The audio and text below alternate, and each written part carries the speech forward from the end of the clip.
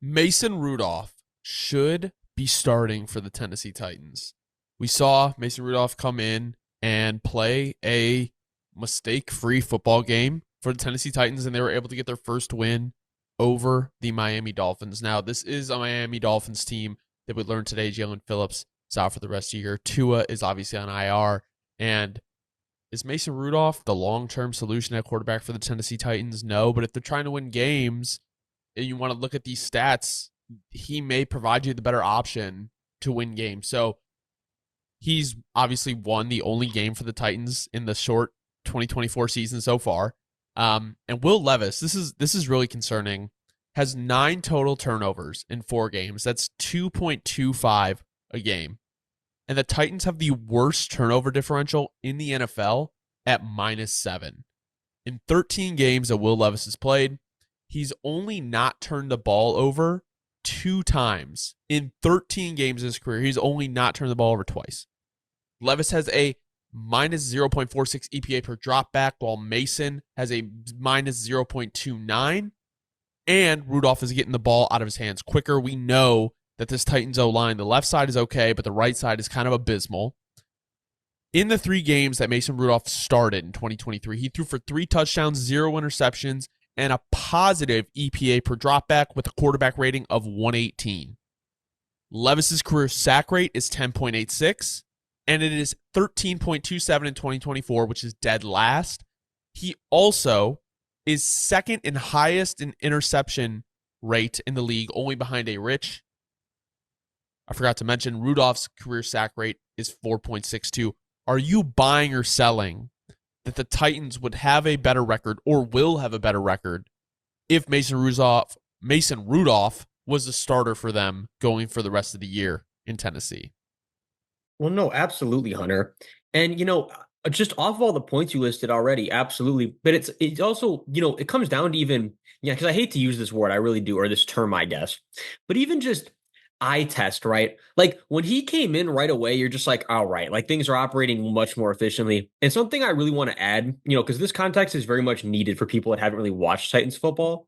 The reality is, right, whether Mason's out there or whether Levis is the one out there, the O-line is not playing good football right now. Like JC Latham has been playing good ball, and JC Latham is like going to be, like, I would say, going forward, he's going to be a really, really good tackle in the league. It's his rookie year. You can't expect him to be a world beater. But right, to compare that to everyone else, I can't really say I think that everyone else in this line is going to be able to make a huge jump or to be necessarily really good starters long term. Again, we've already talked about our concerns with Skronsky. We've talked about concerns about this line before. But the bottom line is this. Given the situation you're in right now, I would say that there's no doubt. Yeah, Mason Rudolph is absolutely the better choice going forward, at least for this season, because realistically, is Levis salvageable? I'm not even quite sure. And you know what? I'll put it like this too. It's at a point right now where, albeit that it's an extremely slim chance, you know what? Maybe sneaking in, right? Trying to get yourself to sneak in towards being closer to 500, wild card super unrealistic, but you can still finish the season with some, I'm trying to think of the right word here, but some dignity, right? Like you can say, all right, we started really bad. You know what? We found our footing. We know our identity going forward. But if you keep Levis out there, I don't really think you're going to be in the same position to say that at the end of the year. Well, I think my biggest thing, Dobbs, is like this year with Brian Callahan coming in, with Bill Callahan coming in to kind of fix the offensive line, going and getting Calvin Ridley, going and getting DeAndre Hopkins, drafting J.C. Latham. Like, obviously, these are moves that some of the moves, I would say drafting J.C. Latham is definitely a move for the future, but signing Calvin Ridley, I don't know. He's a little bit on the older side. Bringing in Tyler Boyd, like a lot of these were, I don't want to say necessarily win now moves, but more moves of like, let's figure out if Will Levis is the guy. So I guess that was kind of the season's plan anyway, right? So do you want to bench Levis, right? And potentially lose more games and, figure out if he's the guy? Like that was kind of the plan the whole season, but so far he kind of has shown that he's not. So as Bill Callahan, how many losses can you stomach? How many turnovers can you stomach? I don't think they should bench Levis at this point. I do think you have a better chance to win with Mason Rudolph, but we know Mason Rudolph is basically a game manager, a mistake-free game manager, honestly, at this point, with the way he's played, the way he played last year. But when you look at where the Titans are, like they're not competing for anything this year. Like, they're not going to get a playoff spot. So, what's the harm of leaving Levis in and seeing what he can do? Now, if it does get to a point where Callahan is saying, okay, well, I can't sell to my team, similar to the situation in Carolina, that Will Levis is our best chance to win because we know Levis has the talent, like the NFL arm talent, but that throw that was intercepted early in the game was just, I know what Will Levis didn't see him, but he was right in front of the guy. So those are just throws you can't make. Well, yeah, you took the words out of my mouth. I was going to say, for a guy that you didn't see, I mean, it's not like he dropped late and he undercut the ball. I mean, yeah, we undercut it, but he undercut it with clear, right? He was already sitting in front of the receiver for a solid second and a half before he threw it. I mean, and that's to your point, Hunter. He was looking the man basically dead. I don't know how he didn't see him, but here's the thing, right? Because all that is not necessarily relevant in the grand scheme of the discussion.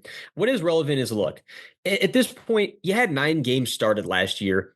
And in those 9 games, 1,800 yards essentially will round down from the 1,808 specifically, but 8 touchdowns, 4 interceptions.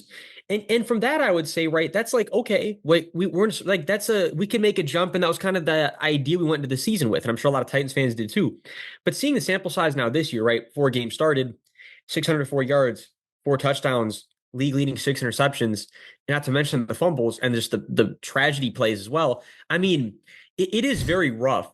And here's the thing too, because I've seen people trying to make this comparison, but I would say this is the big difference because people always go back to like, well, what about Josh Allen early on? And yeah, well, you know what? I think the big problems with Josh Allen was much more his rookie year. At least when he came into that sophomore year, we're kind of looking, we're like, okay, he at least made a jump where we're not turning the ball over as much. And yeah, there might have been some crazy stuff in there, but it was kept mitigated. And then we have the humongous jump that third year. I mean, realistically, you can't sit here and tell me that you think that that's going to be the trajectory we get from Will Levis because what have we seen that's telling us that that's what's going to happen? We're not seeing the big time throws. We're not. So that's kind of the thing I want to add on top of it is it evens out when you have cool, fun, big plays on top of it where you can say like, okay, like that's the ceiling we're looking for. But I'm going to be honest with you, Hunter, I haven't seen very many of those, if any at all this season where I'm really like, okay, like that's what we're churning towards. And that's really where it becomes a big problem. I guess my last kind of final points with the comparison to,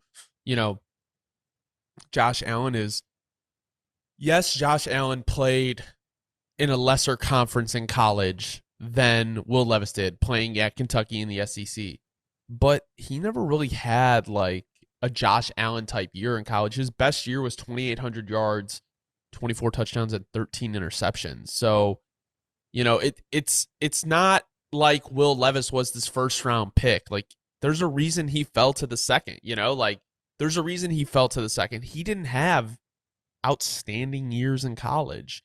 And at the end of the day, he was a second round pick, which I would believe as a front office is a lot easier to move on from. This isn't the head coach that was in the room when they drafted Will Levis. So I guess my thing is I do think they're going to stick with Will Levis, and I think that is the right move. But at the end of the day, just to kind of final out my points, if you want to win games, Mason Rudolph is probably the better answer, as crazy as that sounds. Well, no, absolutely. I mean, I again, at this point, there's no arguing that at all. What I want to add is this to one little final point. I think people always forget too. Look, Will Levis, right, was much better that junior year than the senior year. Albeit, yeah, he had 3 more interceptions, but 5 more touchdowns, right? 450, right? I'm approximating here, more yards. The completion percentage is similar, but when he had Wan'Dale Robinson pre-injury, I mean, Wan'Dale Robinson was eating in that offense. He lost Wan'Dale Robinson. We saw the production go down, and what am I trying to say here? Essentially, as a quarterback, I want to see you be as productive as possible. Like really, no matter who's out there, especially when you're playing an SEC school. I want to see you making the guys, not vice versa. So I'm just going to leave that as the final point here, because I think we've covered a lot of bases. The bottom line is this, Hunter: if Will Levis doesn't make a huge jump over the next few weeks, right? Callahan has a tough decision to make, but it shouldn't be that tough if the results stay the same. Yeah, at the end of the day, like the Titans are right now the 4th ranked defense on the season in EPA per play. And the Titans offense is brutal. So if your defense is going to be able to be that good and you're continually turning the ball over, you could probably win a couple games just not turning the ball over. And that's what's really killing the Titans right now is the turnover differential. So Thank you guys so much for watching. If you don't know ball, want to know ball, be sure to subscribe, leave a like. Let us know in the comments if you think Will Levis should still start for Tennessee. Thank you so much for watching. Have a great rest of your night.